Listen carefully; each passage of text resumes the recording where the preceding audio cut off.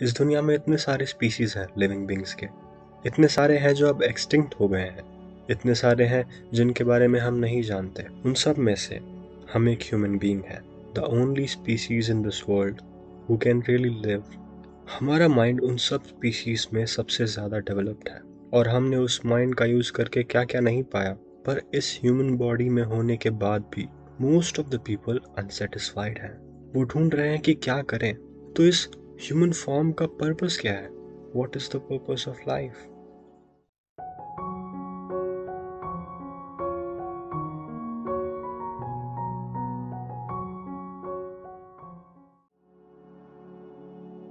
आजकल हर एक आदमी अपना खुद का पर्पस बनाने बैठा है। किसी की लाइफ का पर्पस एक अच्छी जॉब पाना है, किसी की लाइफ का पर्पस वर्ल्ड टूर करना है, किसी की लाइफ का पर्पस है कुछ इन्वेंट करें।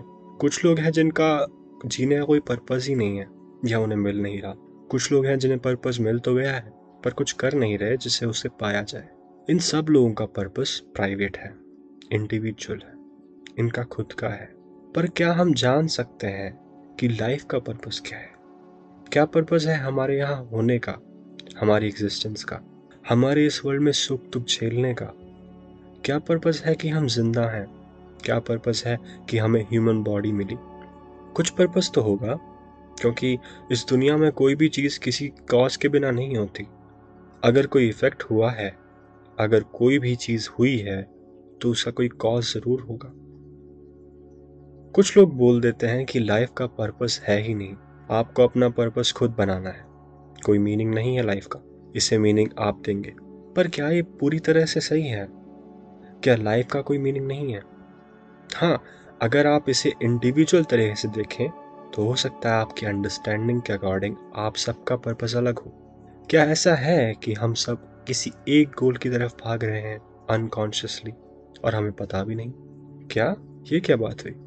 हम सब किसी एक ही गोल की तरफ भाग रहे हैं?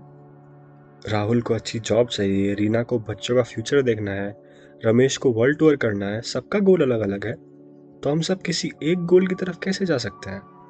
आप जितना ज़्यादा अपनी इंडिविजुअलिटी को इम्पोर्टेंस देंगे उतना धोखे में रहेंगे। आप उतने भी अलग नहीं हैं दूसरों से।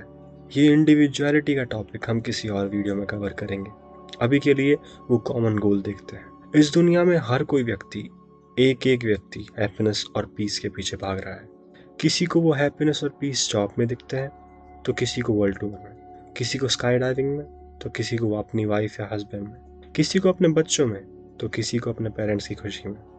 हर एक व्यक्ति हैप्पीनेस और पीस के पीछे पड़ा है।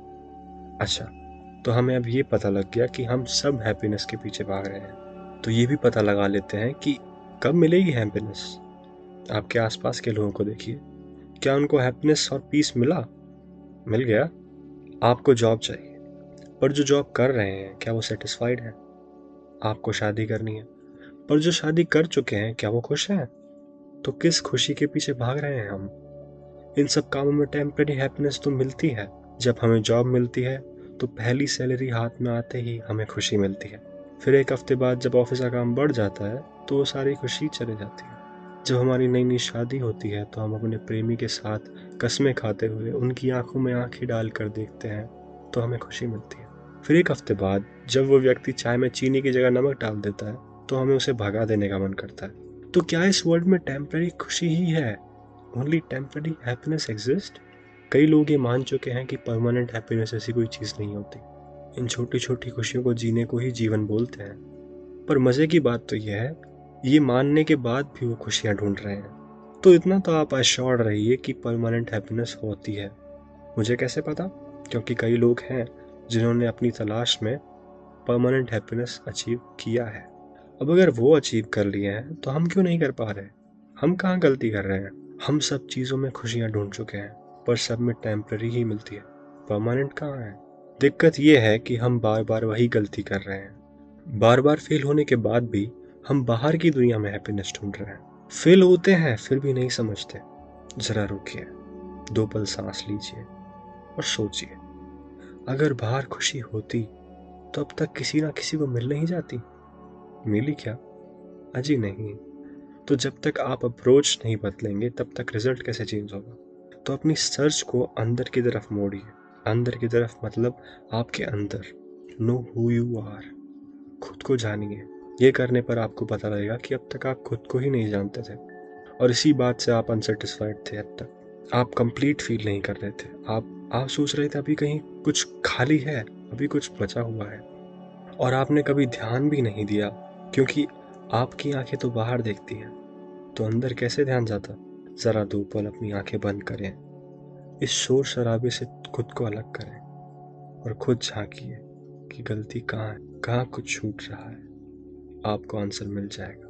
अब कुछ लोग इस आंसर से अनसेटिस्फाइड हो जाएंगे, बोलेंगे हमने सोचा था आप कुछ बढ़िया सा सोल्यूशन देंगे कि वहाँ जाओ, वो करो, ये चीज़ खरीद लो, ये चीज़ पालो। ऐसा नहीं होता। ये सब मन को बहलाने के तरीके हैं, ताकि आपको थोड़ी तसल्ली मिल जाए, फिर आप वापस से यही गलती दोहराने लगे। और आप दोहराएंगे भी, आप बार बार खुशियाँ ढूंढने बाहर ही आएंगे, जब तक आप ये बात रियलाइज़ नहीं कर लेते कि परमानेंट हैप्पीनेस वहाँ नहीं है। वहाँ आप बस टेम्पररी हैप्पीनेस पा सकते हैं, और उनके पीछे भागते रहेंगे तो आप कभी खुश नहीं रह पाएंगे। अब कुछ लोग बोलेंगे कि किसे चाहिए परमानेंट हैप्पीनेस, ज़िंदगी में इन्हीं उतार चढ़ाव के तो मज़े हैं, इसी से तो हम जिंदा हैं। तो ऑल द बेस्ट। आपको पर्पस मैंने बता दिया, और ये मैं नहीं बोल रहा, आप खुद बैठकर सोचेंगे तो समझ जाएंगे। जब तक आप ये नहीं समझेंगे, आपका पर्पस पूरा नहीं होगा, और आप ऐसे ही उतार चढ़ाव झेलते रह जाएंगे, और ये साइकिल ऐसे ही चलती रहेगी फॉर इन्फिनिटी। अब लोग बोलेंगे तो क्या बाकी काम हम छोड़ दें, तो जिएंगे कैसे, दुनिया कैसे चलेगी। मैं ये नहीं कह रहा कि आप बाकी काम छोड़ दीजिए। सवाल था पर्पस क्या है और परमानेंट हैप्पीनेस कैसे मिलेगी, और वो हमने डिस्कस कर लिया। अब एक बार परमानेंट हैप्पीनेस मिल जाए, फिर करो जो करना है, फिर तो हमेशा खुश ही रहोगे ना। ये दुनिया ही आपके लिए हेवन बन जाएगी। ज़रा आजमा कर देखिए। अगर आपको इस बारे में और जानना हो तो सब्सक्राइब करिए और अगली वीडियो का वेट करिए। अगर आप चाहते हैं आपके फ्रेंड्स भी ये सुने तो लाइक और शेयर करें। हम ऐसे ही वीडियोस आपके लिए बनाते रहेंगे। Thank you.